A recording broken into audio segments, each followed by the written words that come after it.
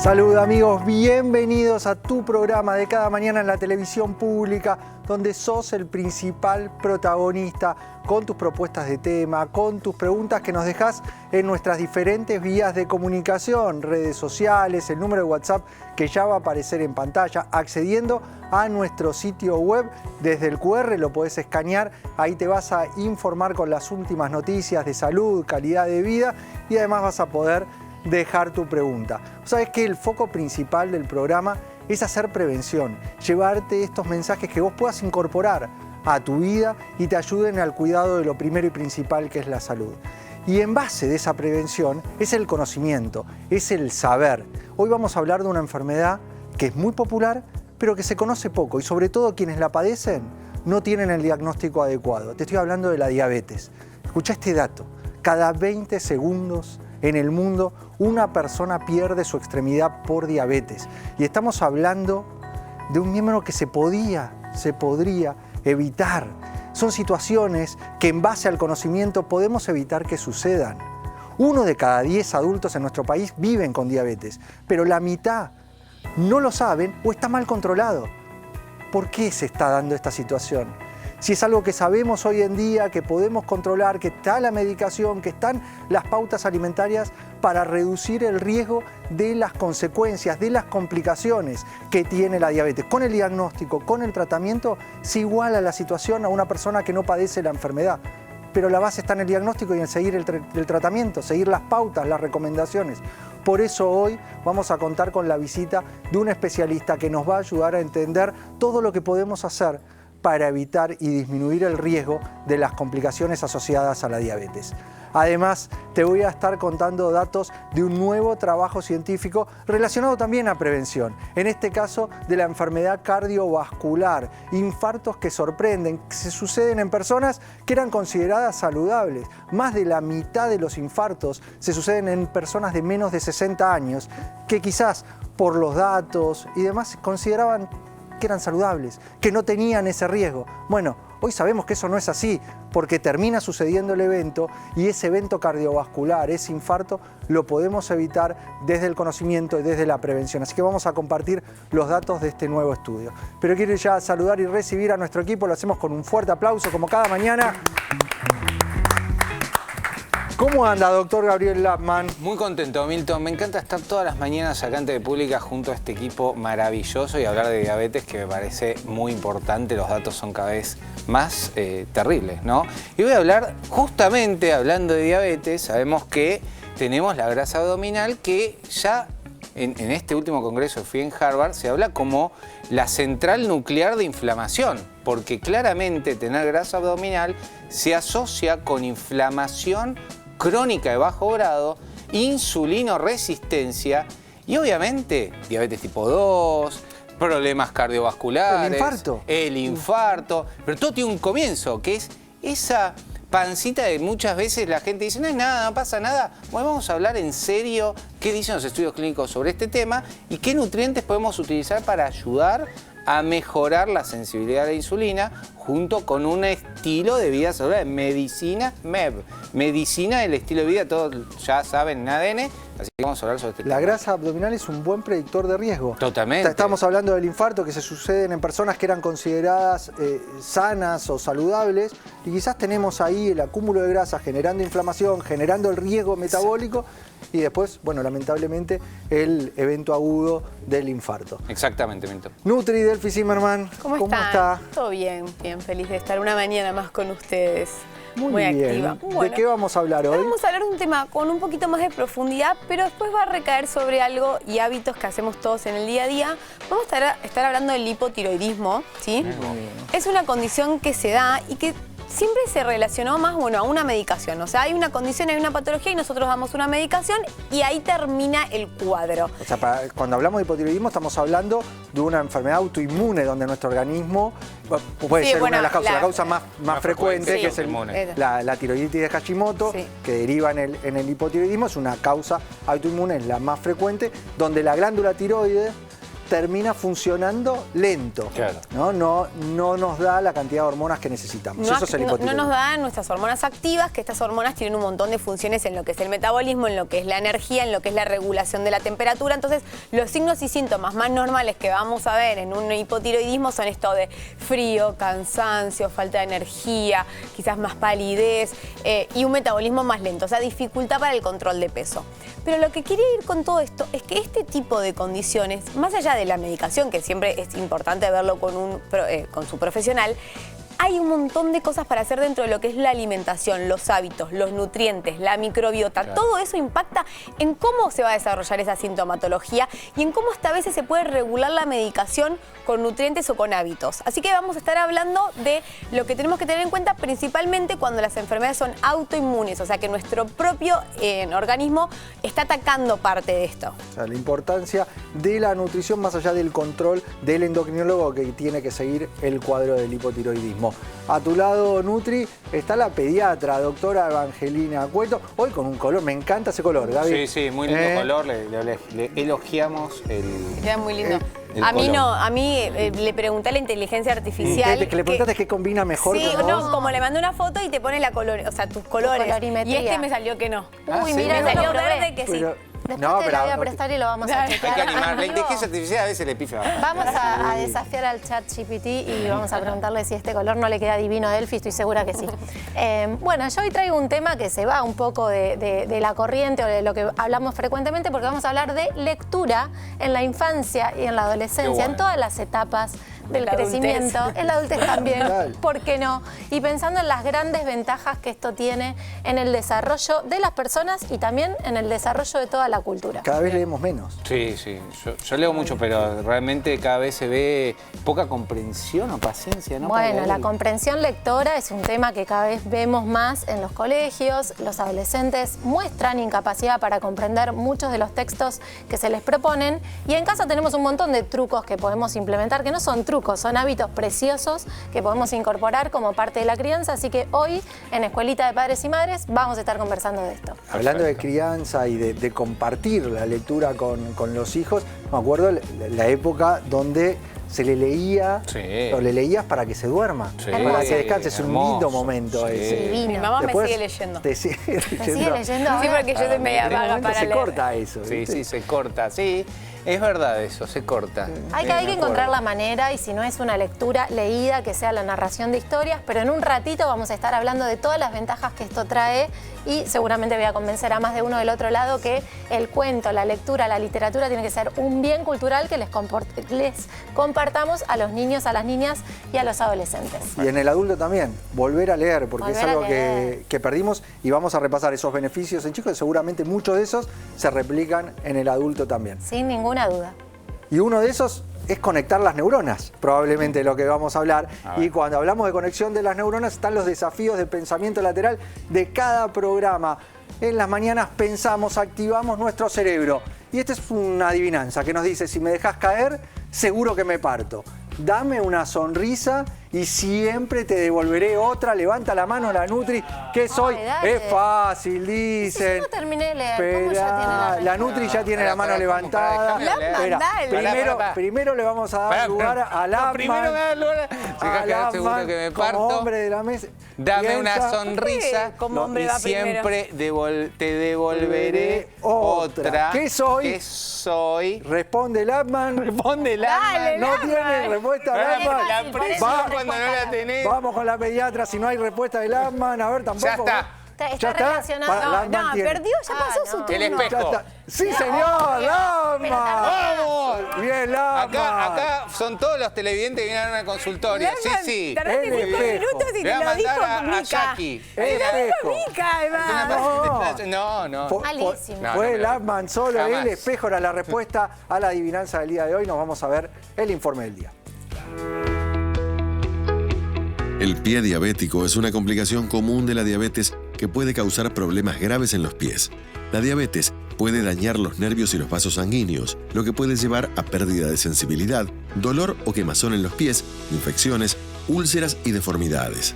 Para prevenir el pie diabético, se recomienda controlar el nivel de azúcar en sangre, revisar los pies diariamente en busca de cortes, heridas, infecciones o cambios en la forma o el color, lavar los pies con agua y jabón y secarlos bien, usar zapatos que se ajusten bien pero no aprieten y cortar las uñas con cuidado.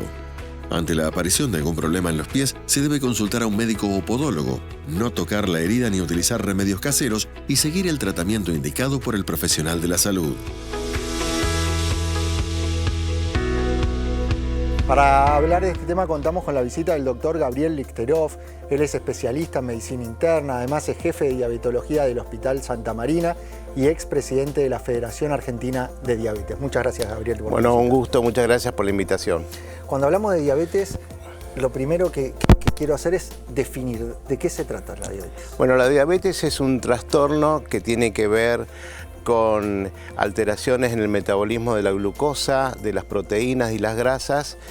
Hay una fuerte componente genético, está afectando, como comentabas recién, se dice 1 cada 100, pero en realidad la última encuesta de factores de riesgo que tiene sus años nos da casi 13 de cada 100 personas tiene diabetes y, como bien comentabas, la mitad no lo sabe. Claro.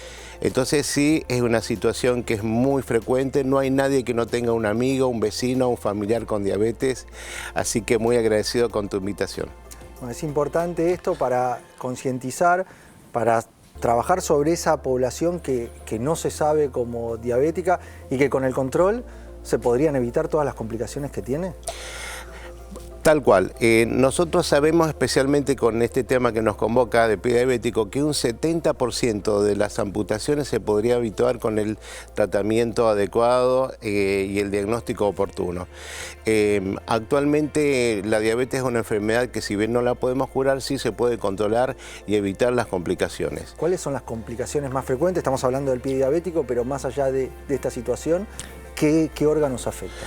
Bueno, lo que se llaman órganos blancos, que son lo que afecta a la diabetes, el corazón, los riñones, la vista, los miembros inferiores, predominantemente. Si bien la diabetes tiene un impacto en todo el organismo, y por eso tanto nos preocupa el diagnóstico temprano y el tratamiento oportuno, porque en Argentina tenemos una legislación de avanzada y permite que la gente tenga acceso gratuito a la medicación, de manera tal que es importante siempre saber. Y en materia de pie diabético, es muy importante el dato que yo te comentaba, que casi un 70% de estos problemas se pueden evitar, y siempre es mejor evitar un problema que resolverlo, en el tema de lo que se llama pie diabético también. Cuando hablamos de diabetes, uno de los factores que dijimos es el conocer.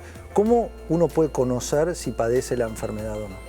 Bueno, actualmente el diagnóstico se hace con...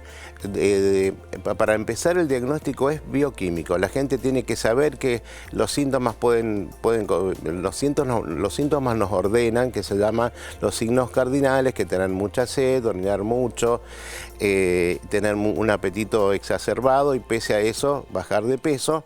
Y eso nos orienta, pero el diagnóstico es bioquímico. 2 glucosas en ayunas, en oportunidades distintas, de 126 o más, o un nivel de glucosa espontáneo de 200 o más, y estos síntomas cardinales que hemos comentado, y también lo que la gente le dice la curva de la glucosa, que es la prueba de tolerancia a la glucosa, en donde a las 2 horas de tomar un producto azucarado los valores de glucosa son más de 200, pero ahí la importancia también es lo que se llama intolerancia a la glucosa o tolerancia alterada a la glucosa, en donde una persona puede tener los niveles de glucosa normales, pero a las 2 horas tiene entre 140 y 199 de glucosa, ya genera complicaciones como si tuviera diabetes tipo 2, y ya tenemos que hacer una intervención, no solamente estilo de vida, sino también farmacológico. Estamos hablando de un simple análisis de sangre donde podemos conocer estos datos, sobre todo lo que es la glucemia en ayunas. ¿Cuál es el rol de la hemoglobina glicosilada?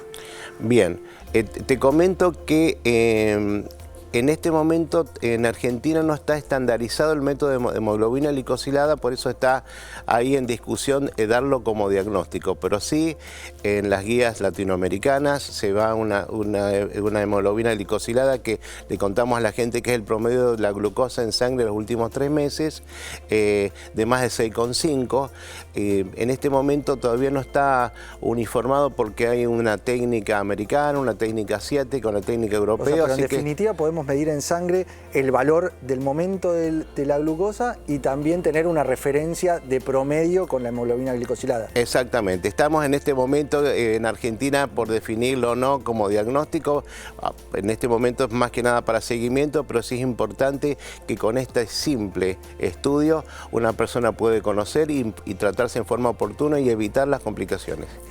Quiero puntualizar ahí, porque tenemos el diagnóstico, concurrió al médico, recibió la indicación para hacer el análisis de sangre, tiene los valores alterados en 2 mediciones, está el diagnóstico de diabetes. ¿Podemos reducir ese riesgo de acuerdo a lo que estamos hablando? ¿Cómo? ¿De qué manera? ¿Qué es lo que tiene que hacer quien nos está mirando con el diagnóstico para bajar la chance de todas las complicaciones? Bueno, vos sabés que podemos comparar el tratamiento de la diabetes como si fuera una mesa de 4 patas, en donde una pata es el plan alimentario, la actividad física, el fármaco y fundamentalmente lo que se llama educación diabetológica, es decir, que las personas con diabetes conozcan la naturaleza de lo que les pasa y actuar en consecuencia. Entonces son esas 4 patas y al igual que una mesa se desequilibra si una pata es más corta o más larga. De esa forma tenemos que equilibrar todo lo que es el estilo de vida, que es el plan alimentario, y siempre decimos plan alimentario, no hablamos dieta porque la gente la palabra dieta no le gusta porque lo ve como restricción de su libertad. Hablamos de plan alimentario porque tiene que ver que yo tengo en la mesa algo servido y sé cuánto de esto, cuánto de esto, cuánto de esto. Hoy en el plan alimentario en diabetes son más los sí que los no. Lo importante es cuánto, en qué momento y cómo combinar. Y respecto a los fármacos, sí hay un abanico farmacológico ha habido mucha muy evolución, amplio, ¿no? Muchísima evolución. No hay año que no esté saliendo fármacos nuevos, especialmente esta última generación donde nos ayuda con un grupo de fármacos que se llaman análogos de GLP-1 a combatir la diabetes y la obesidad, o los factores de riesgo coronario con otros grupos de fármacos que se llaman inhibidores de SGLT2. Es decir, que tenemos una muy amplia gama de fármacos y según lo que se llama factores de riesgo que tenga una persona, es decir, si una persona aparte de diabetes tiene obesidad o hipertensión o problemas de grasas en sangre, ahí elegimos cuál es el fármaco más adecuado o la combinación de ellos. Doctor, tenemos que ir dándole un cierre a la entrevista, pero me gustaría el mensaje final de prevención relacionado al por qué estamos viendo en la actualidad tantos casos de diabetes, por qué está aumentando el número de diabéticos. Bueno, te cuento que hay muchas cosas por las cuales está aumentando la diabetes. En primer lugar, la encuesta nacional de factores de riesgo inicial era algo referencial, o sea, la gente decía si tenía o no tenía, y la última encuesta sí fue diagnóstico bioquímico, es decir, que sí se incrementó por esa situación. También se incrementó porque la gente vive más y sabemos que a partir de los 65 años casi un 20%, entre el 18 o 20% de las personas puede tener diabetes, a diferencia de este 13% que estábamos comentando. Y también hemos visto una clara referencia entre el mal estilo de vida, la baja actividad física y la aparición de diabetes en esta encuesta nacional de factores de riesgo.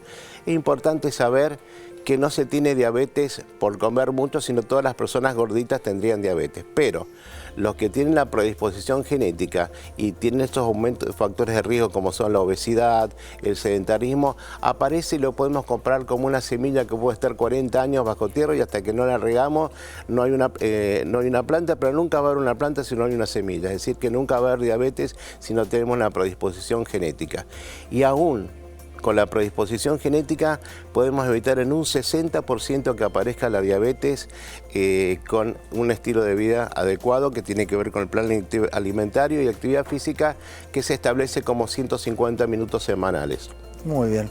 Clarísimo, muchas gracias por tu visita. Gracias. Fue el doctor Gabriel Lichterov, especialista en medicina interna, además máster en diabetología, jefe de diabetología del Hospital Santa Marina, expresidente de la Federación Argentina de Diabetes. Y ustedes son los principales protagonistas de ADN Buena Salud. Con sus preguntas que nos dejan al número de WhatsApp, el sistema va a seleccionar una pregunta al aire, empieza a trabajar el sistema y sale la consulta. Aparece, a ver si vemos la pregunta al aire. Aparece la pregunta. El sistema va trabajando, pregunta al aire. A ver, sigo haciendo las 5 comidas que se recomendaron toda la vida. ¿Está mal? ¿Cuántas comidas tenemos que hacer? Bueno, está bueno que uno al menos se pregunte, porque es verdad que la ciencia evoluciona y de la salud se empieza a ver otra perspectiva. No está mal ni está bien.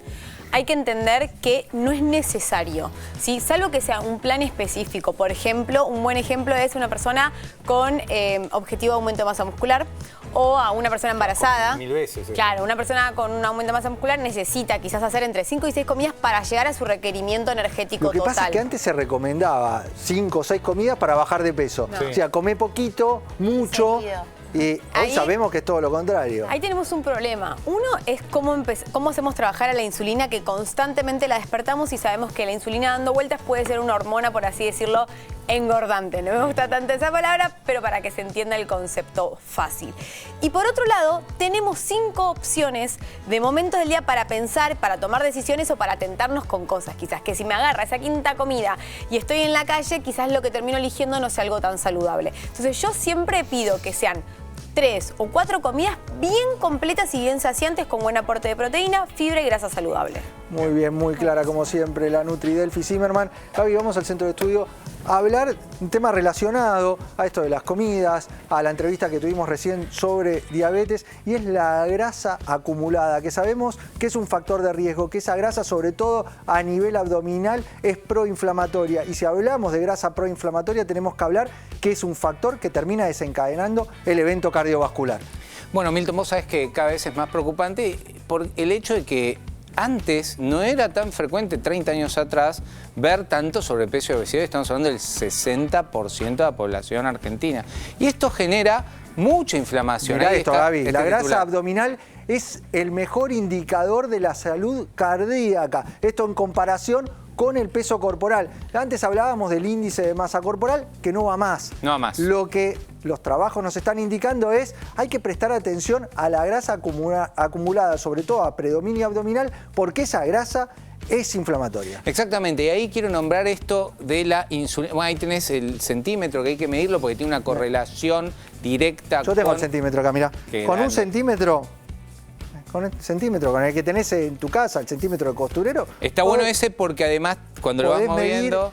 Podés medir directamente a nivel... No, pero ves que eso está muy bueno porque ahí tenés el riesgo cardiovascular indicado. Claro, ahí tenés los colores que te marcan el riesgo. Este es específico para poder medir. Mira, ahí lo voy...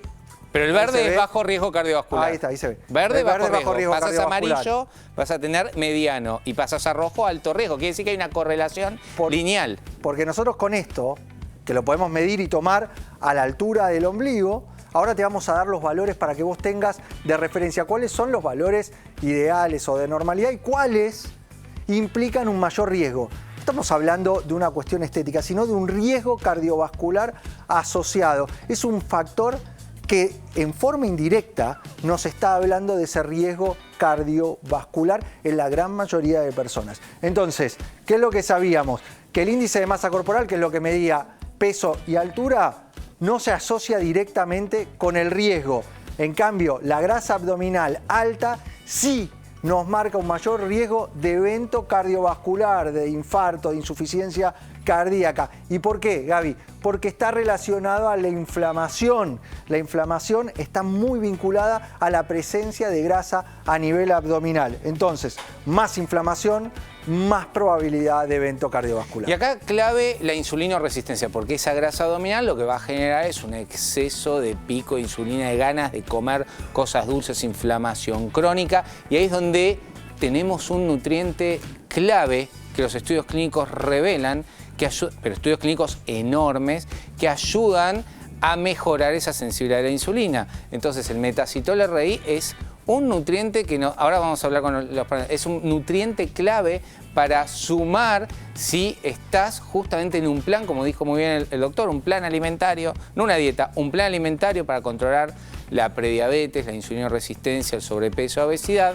Lo que hace este nutriente, que es el dechinositol, mioinositol 41, es regularizar la sensibilidad a la insulina. Y este es un factor clave, porque cuando hablamos de resistencia a la insulina, hoy en día sabemos que es el factor predominante en la gran mayoría de los casos, sobre todo en mayores de 40 años, sobre todo en mujeres, y ahí vemos que esta resistencia a la insulina relacionada a la obesidad y sobrepeso también es el factor que termina generando con el tiempo diabetes, que es el tema que estuvimos hablando recién. Exactamente. Entonces, la importancia de poder intervenir y a partir de marcadores, sí, saber cómo tenemos el riesgo. Vos ahí fíjate, el factor ideal en mujeres a la altura del ombligo, te podés medir con el centímetro costurero que tenés, tomás la medida y lo ideal es que sea inferior a 82 centímetros. Entre 82 y 88 centímetros en la mujer nos habla de un riesgo moderado. Más de 88 centímetros en la mujer estamos hablando de alto riesgo. En el hombre, inferior a 95 centímetros, está dentro de la normalidad, entre 95 y 102, riesgo aumentado, más de 102 centímetros de perímetro abdominal, nos habla de un mayor riesgo de enfermedad cardiovascular. Sí, y volviendo a la insulina me parece importante porque la insulina en forma permanente también es inflamatoria, es generar picos permanentes en los que la gente come cosas dulces, pico de insulina, baja la glucosa, el azúcar en sangre, vuelve a comer cosas dulces. Entonces, lo que hace el metacitol es cerrar el RI. El RI es de resistencia a la insulina, porque la gente va a ir a la farmacia, Milton, y esto me pregunta mucho los televidentes, los pacientes también, y van a encontrar dos metacitol. Uno rosa, que está orientado al ovario poliquístico, tiene el mismo nutriente, pero orientado a regularizar los ciclos menstruales, es un tratamiento hormonal del ovario poliquístico, y otro azul, vamos a decir, orientado a la insulinoresistencia. ¿Y por qué? Tiene 4 componentes claves esta cápsula de metacitol RI. Número 1, el dechinositol mioinositol 41, que tiene mucha evidencia a nivel de la metformina. Número 2, la serrapeptasa. Hablamos muchas veces de inflamación. La serrapeptasa es un antiinflamatorio natural que ayuda al proceso de descenso de grasa, que es lo que estamos buscando. Número 3, el selenio es un antioxidante natural que nos puede ayudar a reducir estos efectos inflamatorios. Número 4, que es el cromo, el pico innato de cromo, que te ayuda a reducir esa ansiedad, esas ansias de querer voracidad, de querer comer cosas dulces en forma permanente. Se toma antes del almuerzo, antes de la cena.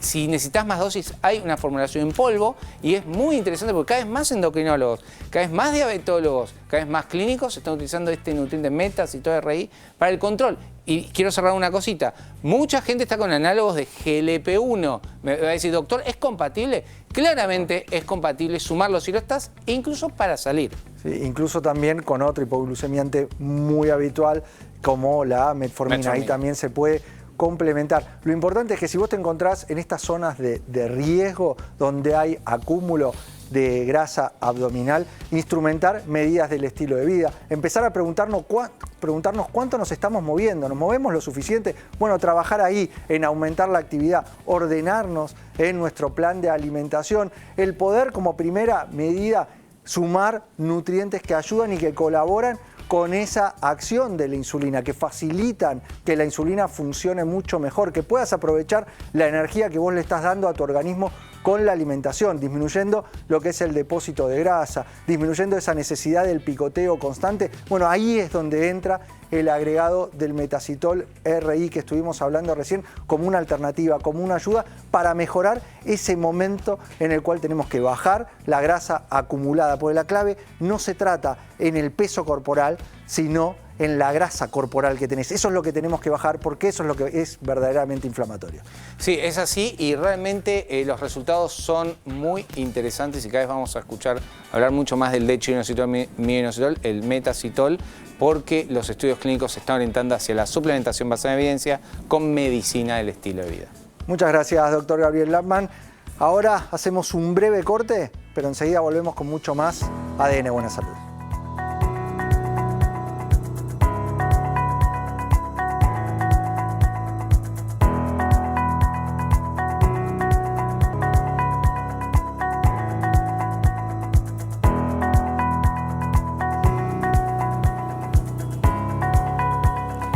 Seguimos con más ADN Buena Salud, donde vos sos el principal protagonista con tus preguntas, con tus propuestas de tema que nos dejás en nuestro número de WhatsApp, en Instagram, @ADN Buena Salud, o accediendo a nuestro sitio web desde el QR que está en pantalla. Podés escanear y te va a llevar al sitio web donde están las últimas noticias de salud y calidad de vida, y además ahí podés dejar también tu consulta o propuesta de tema. Te adelantamos que íbamos a hablar de los beneficios que tiene la lectura. La idea hoy es fomentar ese momento de conexión neuronal también, como hacemos cada mañana con los ejercicios. Bueno, la lectura es otra de las estrategias para activar nuestras neuronas, pero además tiene muchos otros beneficios que vamos a repasar junto con la doctora Evangelina Cueta. Exactamente, vamos a hablar mucho de lectura y yo primero les quiero preguntar, ya que estamos en el contexto de Escuelita de Padres y Madres, ¿qué libros los marcaron en la infancia o en la adolescencia? ¿Se acuerdan de alguno en especial? Sí, yo me acuerdo, algunos los de magia no van, ¿no? Sí, vale todo. No, pero La Isla del Tesoro y uno de Ítalo Calvino que ahora el conde no sé qué, pero ese me remarcó. ¿Por qué te marcó? Porque era la versión anterior de Dr. Jekyll y Mr. Hyde, ¿te acuerdas? Bueno, ese también lo leí, Dr. Jekyll y Mr. Hyde. Pero me pareció también relatado, después leí todos los de Ítalo Calvino, y después ya me dediqué más a la lectura médica, ¿viste? Ah, bueno, ya ahí... No tanto ocioso. La nerdió y se fue la literatura sí, más... bueno, era de leer tapa a tapa para los exámenes, ¿te acordás? Era muy largo. ¿Vos, Delphi, sos de leer novelas? No. Yo no leo. No lees. La vamos a mandar a leer a Delphi. Relato un náufrago también.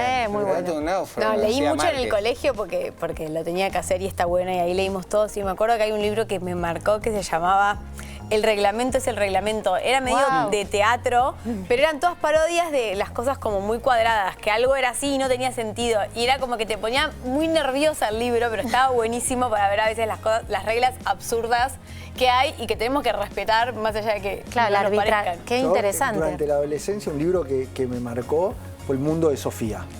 Qué librazo. Librazo, sí. Aparte, Encuentro con la grande. filosofía. Se puede volver a leer ese, es muy bueno de filosofía. Habría que leerlo de nuevo. Es verdad, está para releer. Aparte fue boom ahí justo cuando más o menos teníamos esa edad. El mundo de Sofía, muy buen libro. Muy buen libro. Y después, no tenemos el autor porque era danés y tenía un apellido raro, sí.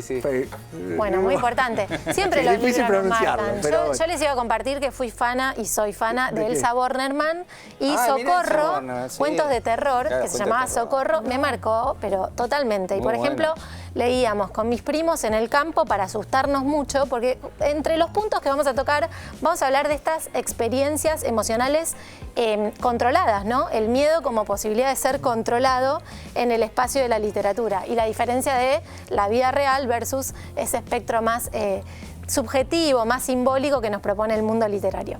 Pero bueno, vamos a los puntos. Repasemos los beneficios que tiene la lectura. Vamos con el primero de los puntos que tiene en forma positiva, el leer, hacer este ejercicio de la lectura en forma diaria. Son los 6 puntos que vamos a estar repasando. Veamos el primero, Eva. A ver si aparece en pantalla el primero. Se aparece en pantalla. A ver.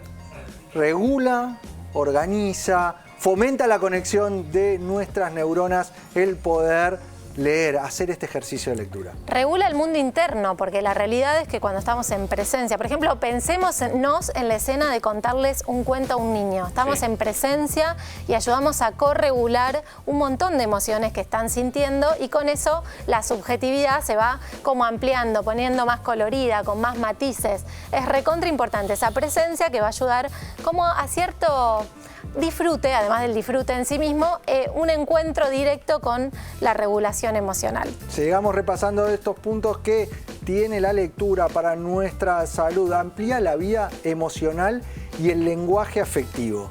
Exactamente, porque a través de la identificación de personajes o la diferenciación con personajes, yo puedo practicar posiciones subjetivas. Me identifico con el malo, con el bueno de la historia. ¿Qué me está contando esa historia? Es un modo de práctica controlada, como decía hace un ratito. No es lo mismo experienciar ciertas cuestiones cuando las está haciendo un personaje que cuando las hago directo. Entonces eso enriquece el mundo interno y nos pone más coloridos. Por eso es tan importante leer. Veamos otro de los beneficios y puntos favorables de la lectura.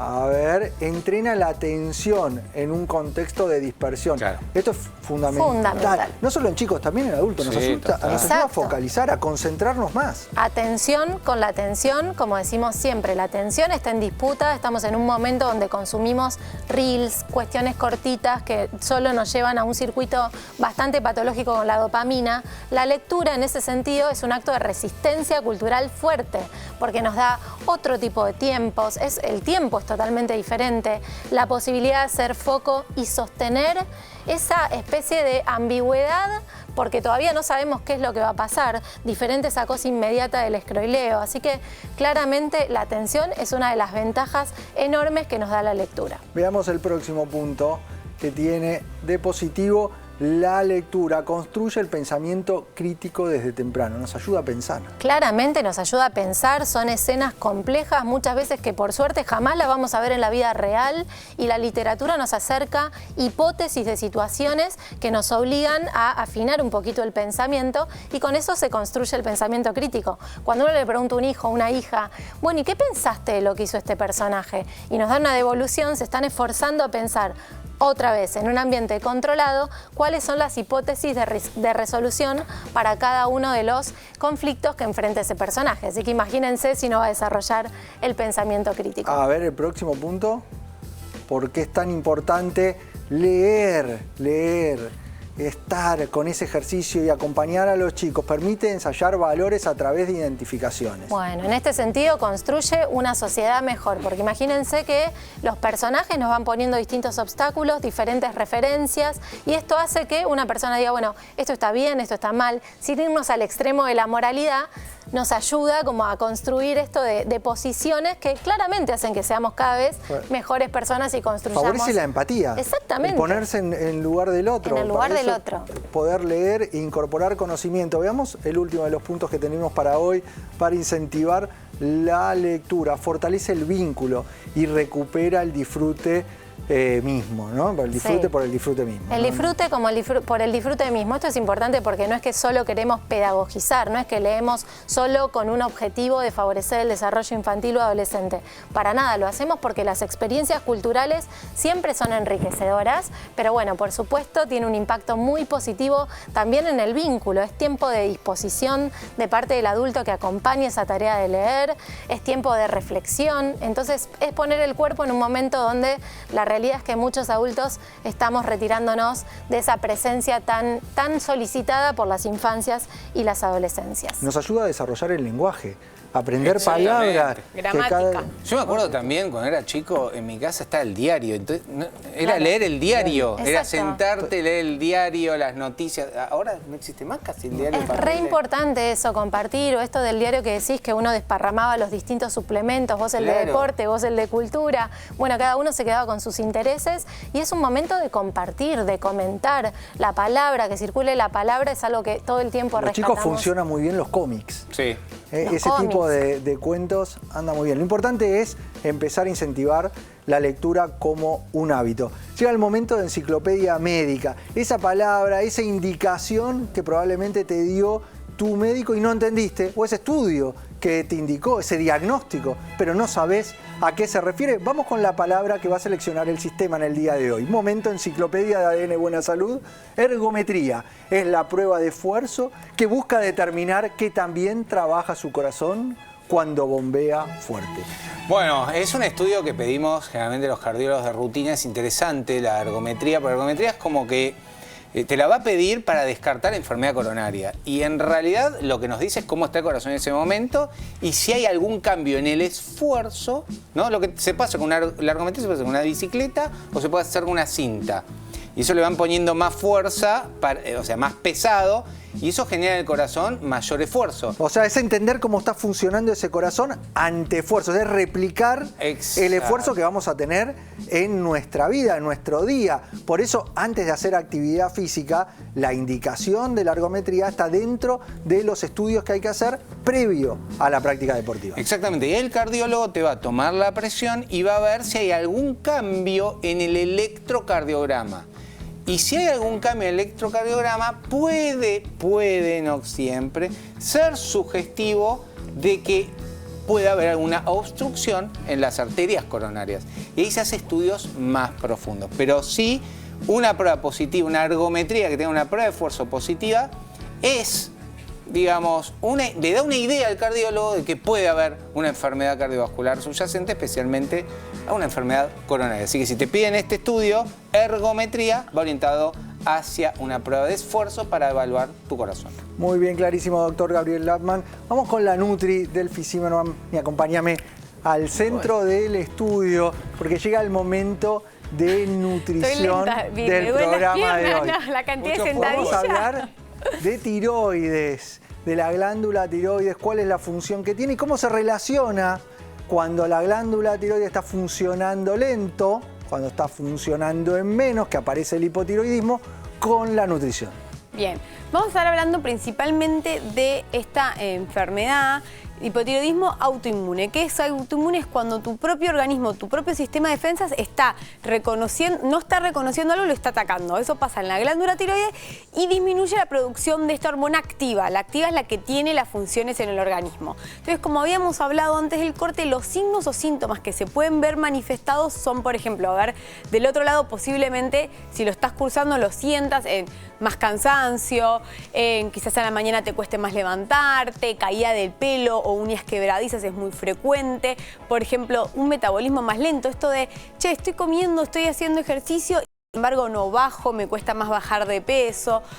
Todo eso son algunos signos y síntomas. Mira, acá lo podemos ver. Aumento ahí lo de pesos. repasamos. Es la baja función de la glándula tiroides. Estamos hablando en particular de la enfermedad autoinmune, la más frecuente, la tiroiditis de Hashimoto. Quizás escuchaste que te indicaron Hashimoto, es de lo que estamos hablando, donde el sistema inmune ataca la tiroides y disminuye de esta manera la función de la glándula. Los signos y síntomas, los que nos estaba describiendo la Nutri: cansancio, fatiga, aumento de peso y te cuesta bajar, sensación de frío, sos muy friolenta, aparecen los párpados que se te hinchan más, hay caída de cabello, constipación y niebla mental. Si tenés esta característica, varios de estos síntomas, tenemos que pensar, tenemos que repasar cómo está funcionando esa glándula tiroides. Exacto, porque todo esto habla de, en realidad, un enlentecimiento del metabolismo, la regulación de la temperatura, el tema del tránsito intestinal, es parte de nuestro metabolismo y en esto ayuda esta hormona. Entonces, acá, Delphi, marquemos algo, el que está en placa, que se ve acá, esto está, que es la glándula, lo que está en rojo, está en el cuello y que parece así como una mariposa, es una glándula, es la glándula tiroides. Exacto, bueno, de esto se hace un diagnóstico, obviamente se puede hasta ver en sangre, es simple, y se hace un tratamiento. Ahora, más allá de la medicación que se suele dar para acompañar este tratamiento, hay cosas a tener en cuenta en la alimentación que van a ayudar sobre todo a disminuir este efecto antiinmune del cuerpo. ¿Qué tenemos que dar? Un efecto antioxidante, es decir, proteger al cuerpo para que no esté generando estas defensas constantes que puedan llegar a afectar esta patología o otras que son autoinmunes. Bien, ¿con qué tiene que ver esto? Con la alimentación antiinflamatoria. ¿Qué pasa? La alimentación contraria a la que estamos proponiendo, inflamatoria, es la que encontramos en los procesados, es la que encontramos en todos los productos que tengan mucho aditivo, conservantes, edulcorantes. Son todos ingredientes que el cuerpo no reconoce tampoco, que al cuerpo le cuesta mucho digerir o reconocer. Por ejemplo, algunas harinas, digamos, muy procesadas. Todo eso el cuerpo, ¿qué hace? Se defiende. Entonces, aumenta aún más este efecto, digamos, de defensa. Y esto para estas enfermedades no es bueno.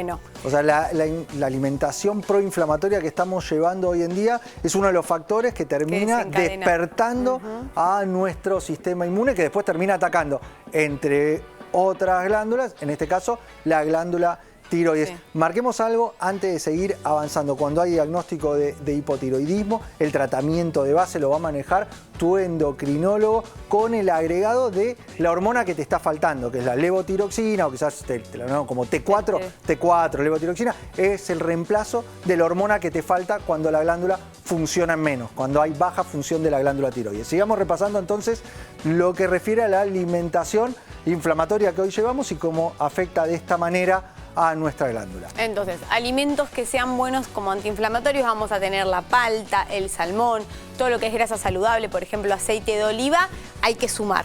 Vamos a disminuir procesados, como dije recién, edulcorantes artificiales, todos los productos paquete y en algunos casos hasta pasta se recomienda bajar lácteos y harinas de trigo porque para mucha gente eso tiene un efecto inflamatorio en los organismos. Entonces, no cuando hablemos de personas sanas, en algunas condiciones y patologías vamos a bajar, digamos, en el día a día esos también alimentos.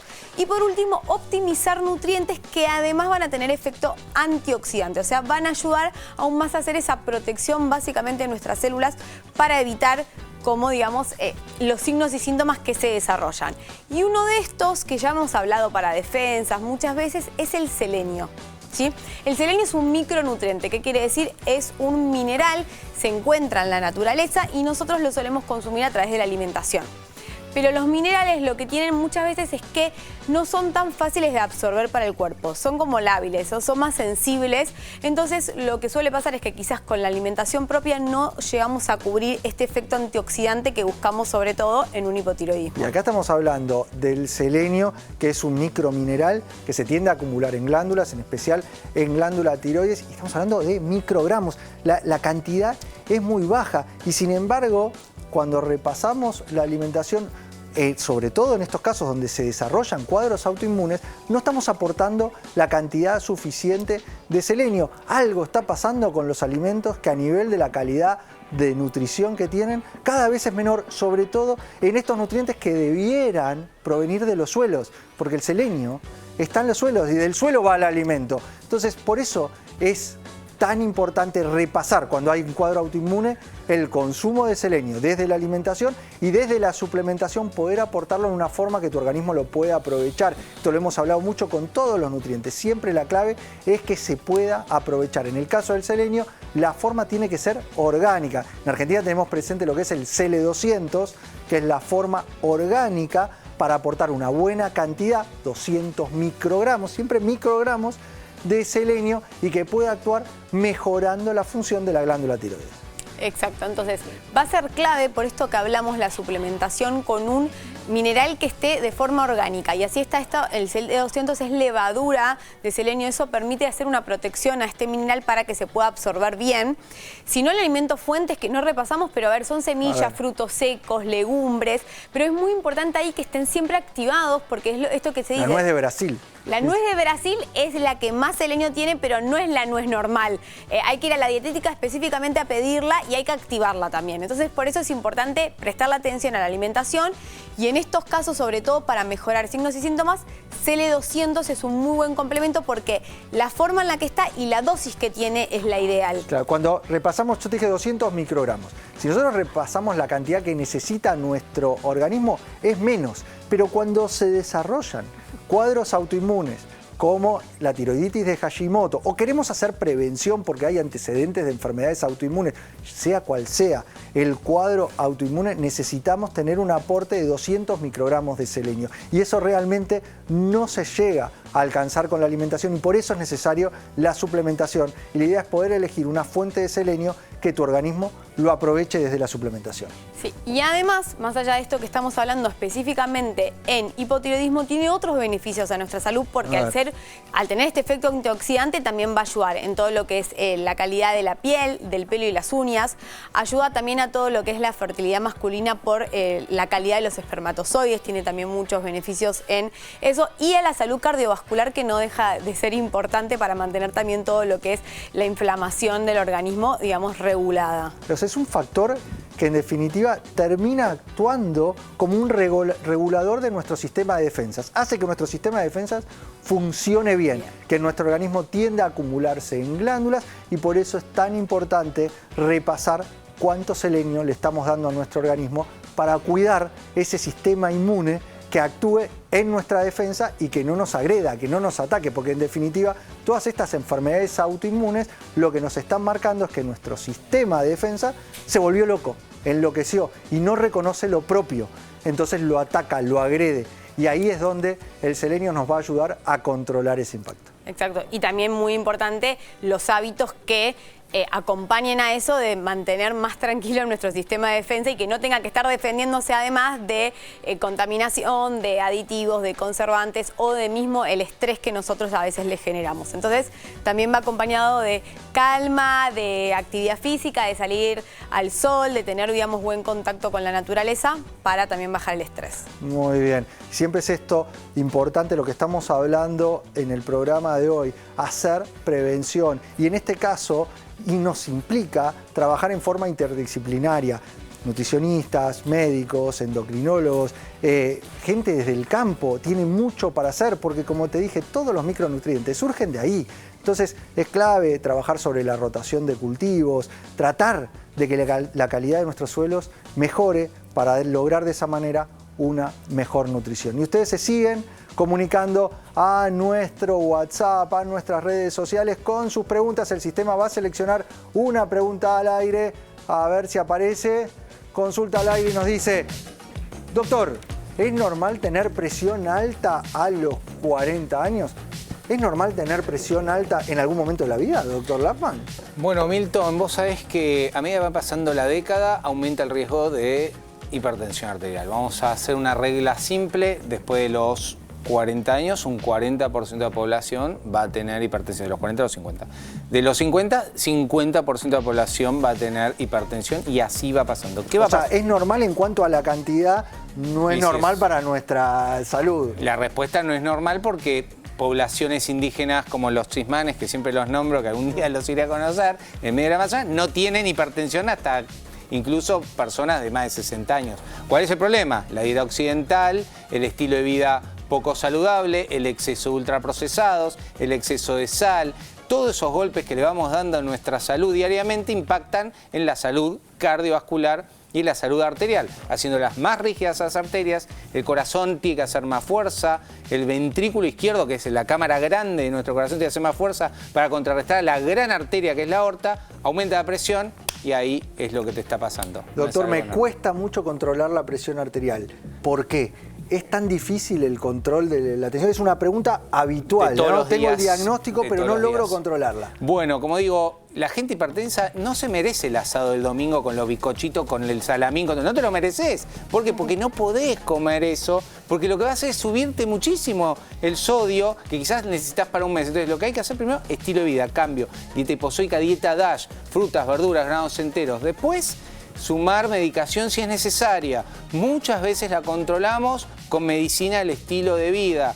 ¿Por qué? Porque sabemos que si cambiamos los hábitos, reducimos el riesgo. Y si reducimos el riesgo, mejoramos la presión arterial. Te di un dato una vez: el ejercicio físico disminuye unos 5 puntos, la dieta DASH disminuye unos 10 puntos, ya tengo 15 puntos menos. Si sumo quizás fibra, 5 puntos menos más. El potasio también, el óxido nítrico que podemos dar a través de de las verduras de hojas verdes, que es dador de óxido nítrico. La remolacha te baja más la presión, así que formas naturales y obviamente camina, movete y reducí tu riesgo cardiovascular. O sea, tenés alternativas para el control de la tensión arterial y si lo requerís, lo necesitas, están los fármacos, está la medicación que no hay que tenerle miedo. Y anda muy bien, ¿eh? Tengo pacientes con 3, 4 fármacos. O sea, se pueden hasta combinar varias drogas, no hay que asustarse con eso. Me encanta la hipertensión, es muy artesanal y vas haciendo toda esa magia y combinas y normalmente la normalizo. Bueno, la clave es eso, poder controlar este factor de riesgo, conocer tus valores y controlarlo si es que hay tensión arterial elevada. Se nos fue la hora del programa. ¿Ya? No quedó tiempo para más. Sí, se fue. Voló, por lo menos para nosotros, esperamos que para ustedes también y que se hayan llevado conceptos de prevención. Quedan las líneas de comunicación abiertas, el número de WhatsApp, nuestras redes sociales en Instagram, acceder a nuestro sitio web donde está abierto a las 24 horas con noticias actualizadas de salud y calidad de vida y además ahí ustedes pueden también dejar su propuesta de tema o pregunta. Nos tenemos que despedir, pero nos volveremos a encontrar siempre en la televisión pública haciendo mucho más. ADN Buena Salud.